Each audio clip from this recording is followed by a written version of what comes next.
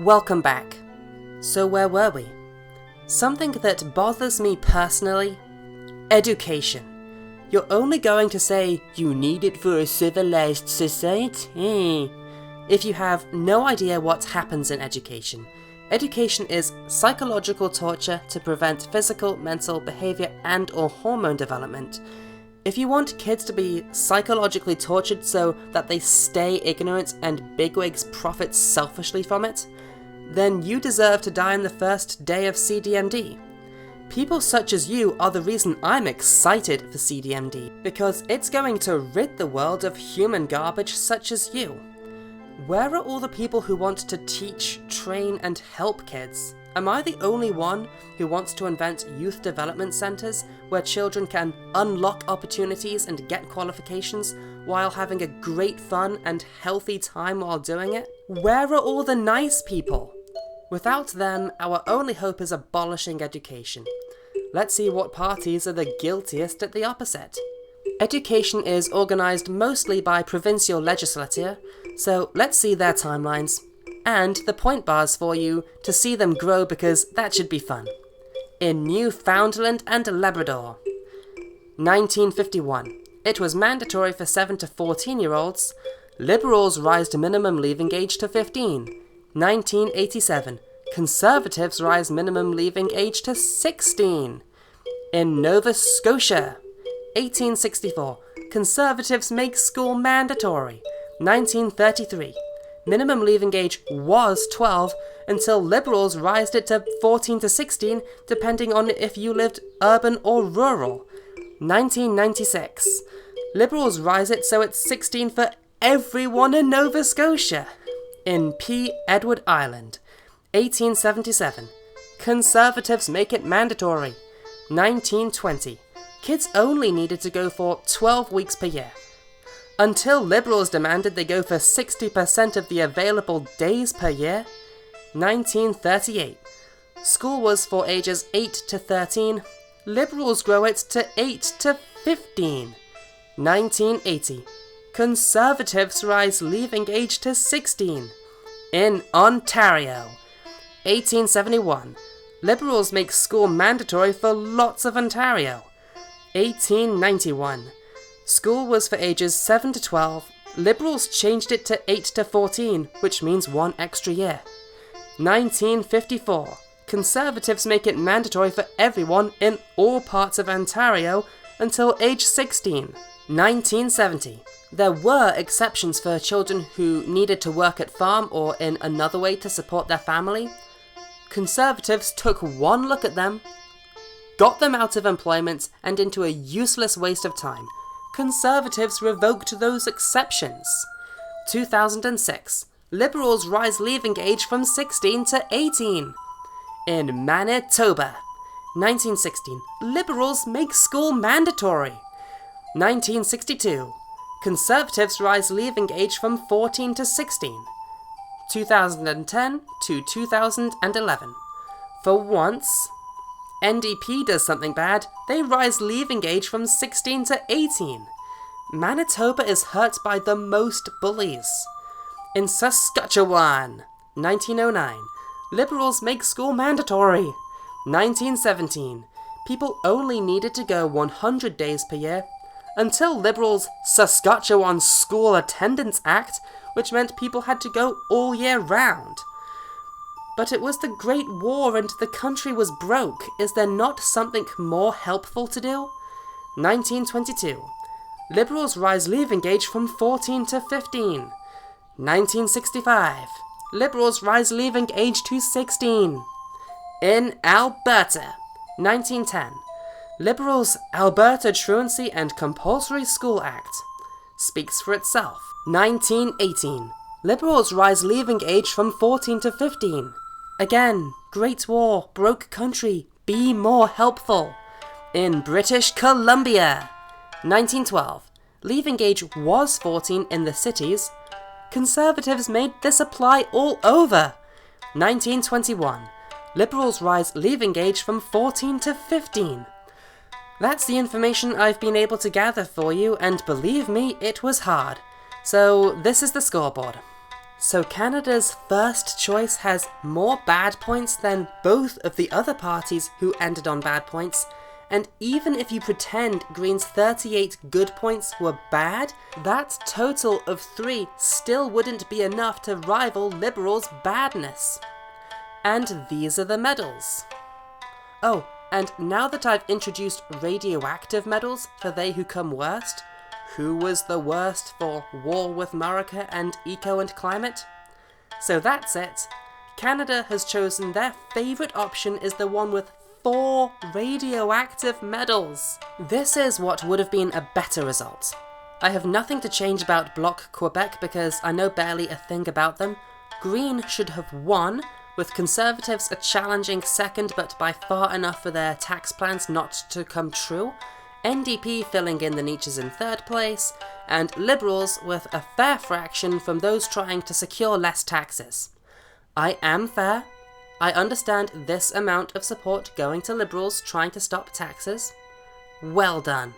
Good choice. Now let's talk about the rest of the Liberal result. Stupid, stupid, stupid, stupid. Yeah, to summarise my thoughts on the Canadian election, here's a cartoon for you. Are you serious about this? Ugh. Talk some sense into them. But about this, about 2 dominant parties.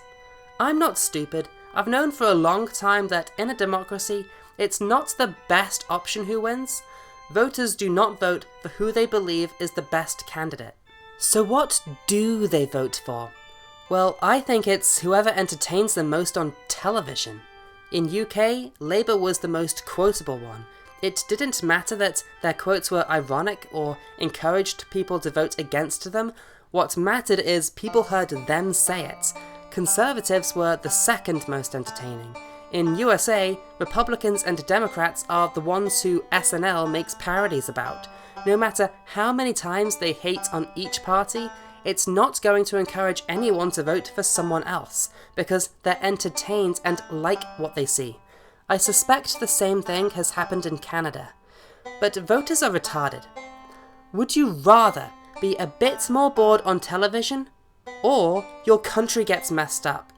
You can choose to watch television or not, but emigrating out of your country is slow and difficult. I know because I want to do it one day. Voting is not just a right. If you do it, it's a responsibility, and you can't do it on selfishness or whims or brainless entertainment. You need to put in your full effort. Do your best, or don't do it at all. The worst thing you can do is do it without thought in it. Because if you don't vote for the best candidate, at least to the best of your ability, you deserve Kim Jong-un. You deserve to live in a country such as DPR Korea, or Iran, or evil Inca Empire. But people insist on the same 2 over and over, and every time, one of them is the worst one I learn about. In UK, Conservatives are the worst, they came second. In USA, Democrats are the worst, they came second. In Canada, Liberals are the worst, they won. And despite the system giving the people options, people consistently, around the planet, and for centuries, ping-pong between 2. So I have some challenges for those countries. Hypothetically, if both of the top 2 were saying these: a shaving head must be mandatory for everyone. Ban all screens between 10 PM and 4 AM every day. Spend 3% GDP, more than most services get, on boring parades doing hundreds of laps of blocks or roundabouts for days every year, closing roads and ruining traffic during them. Ban chocolate and biscuits. In this case, UK, prove to me that you would not still vote Conservative or Labour. We wiped out a party before, didn't we?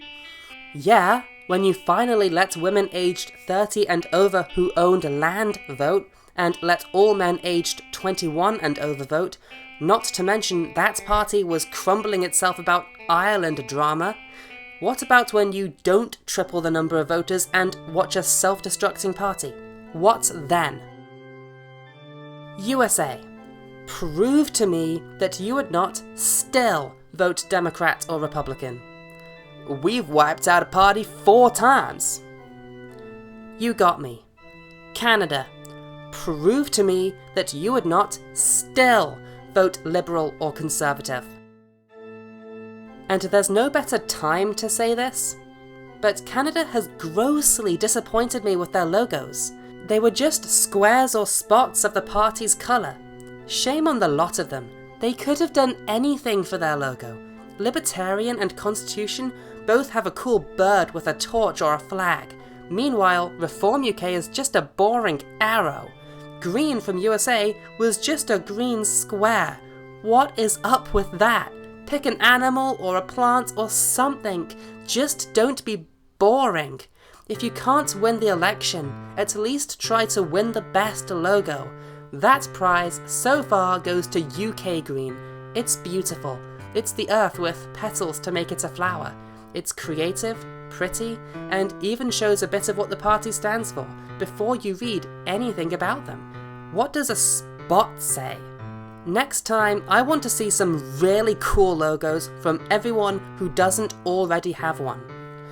Now that I've tried the help instead of lecture bit, I've done a fair effort, would you say?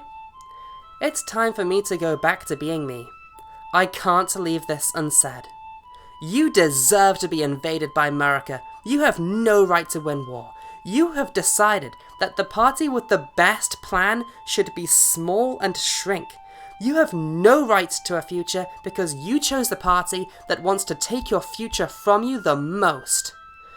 In any of the 3 countries, to say any of these retard parties are your favourite is similar to saying your favourite food is painfully bitter, rotten and poisonous, or your favourite music is someone scratching a plate with a fork, or your favourite film is a blank screen with no sound for 2 hours. If this is what your brain thinks, then your brain is worthless. As for those of you who didn't vote stupid last month, I will see you in the apocalypse.